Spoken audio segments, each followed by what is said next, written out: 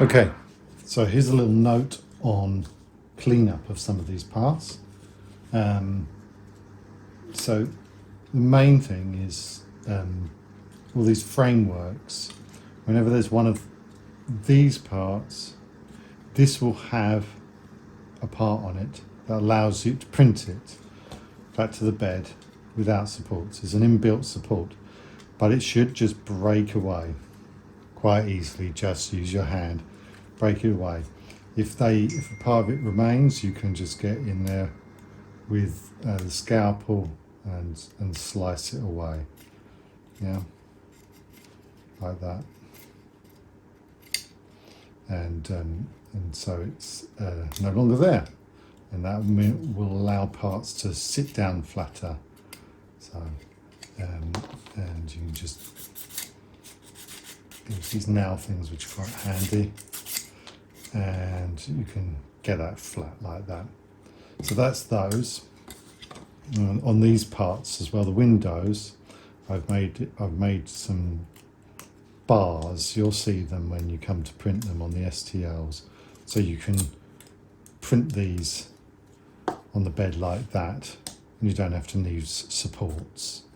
You can use supports, and I've got some very good support settings that leave no trace on the pieces. That you can do that by just turning off support interface between your supports and these. So I use a very subtle support system sometimes when I print.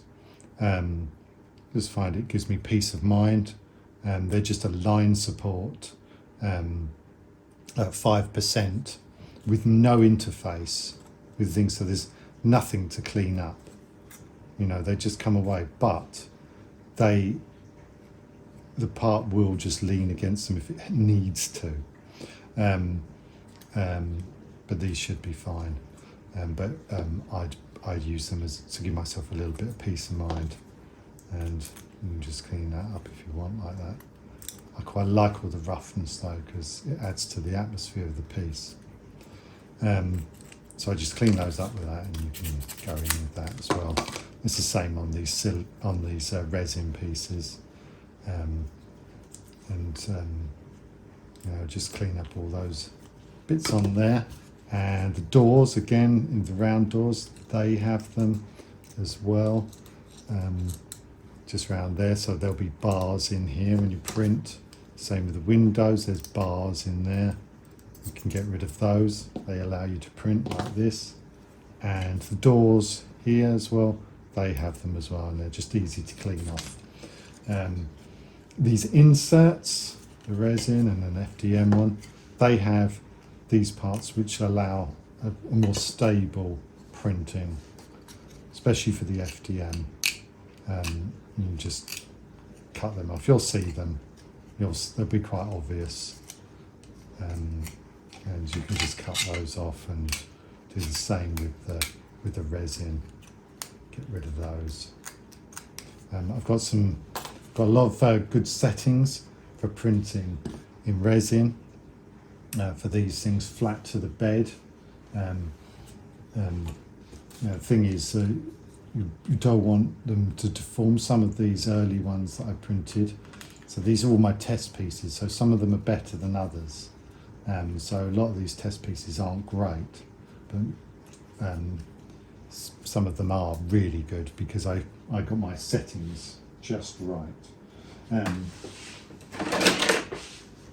So, for instance, this one is completely flat and rigid because this was done using my settings that I developed, whereas this is an early one, not so good. So it prints directly on the bed like this. There are some supports in here that need cutting out once it's printed. They're only tiny things, you'll see them, so it can fit in the piece.